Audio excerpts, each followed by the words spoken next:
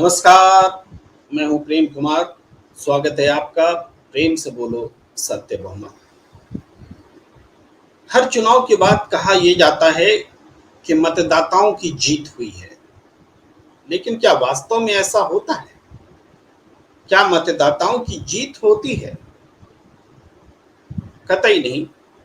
मैं तो उल्टा बोल रहा हूं कि हर चुनाव के बाद मतदाता हार जाता है। ऐसा क्यों? ऐसा क्यों कह रहा हूं कि हर चुनाव के बाद मतदाता हार जाता है? इसका कारण यह है कि चुनाव के बाद जब सदन का निर्माण होता है, चाहे वो विधानसभा हो चाहे वो लोकसभा हो, तो एक सोचने का तरीका यह है कि जीते हुए सांसदों को कुल कितने वोट मिले, उससे सदन का निर्माण हुआ। उसी से सत्ता पक्ष भी है, उसी से विपक्ष भी है, और उसी से अदर देन अपोजिशन, यानी सत्ता और विपक्ष के अलावा भी जो है, विपक्ष हमेशा मान्यता प्राप्त होता है, इसलिए मैं अन्य की भी चर्चा कर रहा हूं। लेकिन सरकार सरकार कौन बनाता है? वो पार्टी जिनके पास सदन में आधे से ज्यादा सांसद हों, और ये संख्या 543 लोकसभा सीटों में 272 बनती है। अब हम ये देखें कि मतदाताओं ने सांसद तो चुने, लेकिन क्या मतदाताओं की सरकार बनी? अगर मतदाताओं की सरकार नहीं बनी तो मतदाताओं की जीत कैसे हुई? अगर मतदाताओं की सरकार नहीं बनी तो हम क्यों न कहें कि मतदाता हार गए? तो फिर ऐसे चुनाव का मतलब क्या जिसमें मतदाता ही हार जाएं? ये गंभीर सवाल मैं उठा रहा हूं। इसको स्थानीय स्तर पर एक लोकसभा सीट में भी आप देख लीजिए। किसी एक लोकसभा सीट में एक सांसद उम्मीदवार जब सांसद बनता है तो उसको आधे वोटर से ज्यादा वोट नहीं देते। आमतौर पर कुछ उदाहरण हैं देश में, जैसे इस बार भारतीय जनता पार्टी को 224 सीटों पर 50% से अधिक वोट मिले। तो ऐसे मामलों में 50% से अधिक वोट के उदाहरण हैं। वहां तो मतदाता फिर जीत रहा है। अगर 50% से अधिक वोट दे करके किसी लोकसभा के उम्मीदवार को जिता रहा है, इसका मतलब मतदाता जीत रहा है। लेकिन फिर भी जब वही सांसद सदन में पहुंचकर सरकार नहीं बना पा रहे हैं इन मतदाताओं की संख्या के आधार पर, क्योंकि वहां तो कम वोट से भी जीते गए सांसद हैं, जो कि 30% 32% वोट पा करके सांसद बन गए। सरकार बनाने की शर्त सांसदों की संख्या है, वहां सांसद कितने ज्यादा होंगे? मतदाताओं की संख्या तो नहीं है।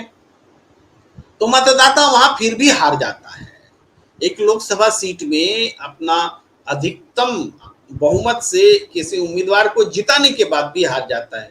लेकिन मैं बात कर रहा हूं कि ज्यादातर सीटों में मतदाता बटे हुए होते हैं। 35% 37% मतदाताओं का समर्थन जिस उम्मीदवार को मिलता है वो सांसद हो जाता है। तो यहां भी 35-37% को छोड़कर बाकी मतदाता तो हार गए ना चुनाव। मतलब उनके लिए जीत तो नहीं रही। चलिए इन बातों को छोड़ भी दें। तो ऐसा क्यों होता है कि मतदाता वोट देने के साथ ही अपने हाथ कटा हुआ महसूस करता है? यानी अपने पसंदीदा उम्मीदवार को, अपनी पसंदीदा पार्टी को वोट दे चुकने के बाद वो 5 साल तक के लिए खुद को अपना हाथ कटा हुआ महसूस करता है, क्योंकि इन 5 सालों में जो आने वाले हैं उसमें न उम्मीदवार उनको झांकने आता है, न पार्टी उनके लिए कुछ समझने बूझने आती है। तो मतदाता वोट देने से पहले तो बहुत उम्मीद में होते हैं। उनको बताया जाता है, समझाया गया होता है कि वो नई सरकार चुन रहे हैं, अपनी किस्मत का फैसला कर रहे हैं, व्यवस्था बदल रहे हैं, शासन बदल रहे हैं, सरकार बदल रहे हैं। लेकिन सब कुछ बदल देने के बाद भी उनकी अवस्था नहीं बदलती, उनकी स्थिति में कोई बदलाव नहीं होता है। ऐसा क्यों? और फिर वो अगले चुनाव में ऐसे ही सुनहरे सपनों के साथ सरकार बदलने के लिए सामने आ जाते हैं, वोट देने के लिए सामने आ जाते हैं। ऐसा क्यों होता है? ऐसा इसलिए होता है क्योंकि मतदाताओं के सीधे वोट के आधार पर सरकार बन ही नहीं रही है। सरकार बन रही है सांसदों के वोट के आधार पर। जो कुछ सांसद 50% से ज्यादा वोट लेकर जीते होते हैं, ज्यादातर सांसद 30-35% वोट लेकर सदन में पहुंचे हुए होते हैं। इसका नतीजा ये है कि सरकार बनाने वाली शक्तियां, निश्चित रूप से ये शक्तियां राजनीतिक पार्टियां होती हैं। जो सबसे बड़ा दल होता है, सबसे साधन संपन्न दल होता है, वो किसी गठबंधन का भी नेतृत्व कर रहा होता है। वो छोटे छोटे दलों से सांसदों को जोड़ते हैं और जोड़ने के लिए अलायंस करते हैं, गठबंधन की सियासत करते हैं। चुनाव से पहले भी, चुनाव के बाद भी, कई बार तो दूसरी पार्टी के उम्मीदवार को अपना चुनाव चिन्ह उधार दे करके जितवा देते हैं और वो इनकी पार्टी का होता है। ऐसा भी हम देख रहे हैं प्रचलन। भाई, भारतीय जनता पार्टी जो बड़ी पार्टी होती है अपने सहयोगी दलों को से इसके साथ समझौता करती है, अब 5 सीट देंगे आपको। अब बहुत गिरा होता है, अच्छा वो उम्मीदवार आप लड़ा लीजिए लेकिन उसको मेरे टिकट पर लड़वाइए। ऐसा भी होता है, दूसरी पार्टियां भी ऐसा करती हैं। तो कुल मिलाकर के सरकार बनाने की कवायद जो है, एक राजनीतिक दल विशुद्ध रूप से सांसदों को उनकी संख्या के हिसाब से जुगाड़ने के का उपक्रम हो जाता है उनके लिए। और ये जुगाड़ सिर्फ गठबंधन के ही तरीके से नहीं होता है, ये जुगाड़ दूसरे दलों को तोड़ करके भी होता है। उनसे सांसदों को तोड़ करके अपने में जोड़ लिया जाता है, या राज्य है तो प्रदेश है तो विधायकों को। इस तरीके से एक अनैतिक कर्म, अनैतिक कुकर्म सरकार बनाने का शुरू हो जाता है। और मतदाता, उनके हाथ तो कट गए उसी दिन जिस दिन उन्होंने वोट दिया। मतदाता 5 साल तक ये सरकार बनने गिराने का खेल देखने के लिए मजबूर हो जाते हैं, उनके पास कोई चारा नहीं होता है। तो सवाल यह है कि ऐसे में रास्ता क्या है? यही, प्रेम से बोलो, सत्य बहुमत। रास्ता यही है। सत्य बहुमत का मतलब क्या? सत्य बहुमत का मतलब है कि मतदाता जिनको ज्यादा वोट करें उस पार्टी की सरकार हो। सांसद किनके साथ इकट्ठा है इस बात से कोई नहीं सरोकार हो। फिर से दोहराता हूं, मतदाता जिनको वोट करे उनकी सरकार हो, उस पार्टी की सरकार हो। और किस पार्टी के साथ सांसद जुड़े हैं इससे नहीं सरोकार हो। ये सत्य बहुमत है। अगर भारतीय जनता पार्टी को सबसे ज्यादा 37% वोट मिल रहे हैं तो बनाने दीजिए भारतीय जनता पार्टी को सरकार। उनसे हम सांसद जुगाड़ने की उम्मीद क्यों करें? सांसद उनके पास कम भी रहे, वोट तो ज्यादा है। वोटर, मतदाता, वोट, हर वोट महत्वपूर्ण है, हर वोट कीमती है। तो जिनके साथ ज्यादा वोट है उनके साथ सरकार बनाने का मैंडेट है, जनादेश है।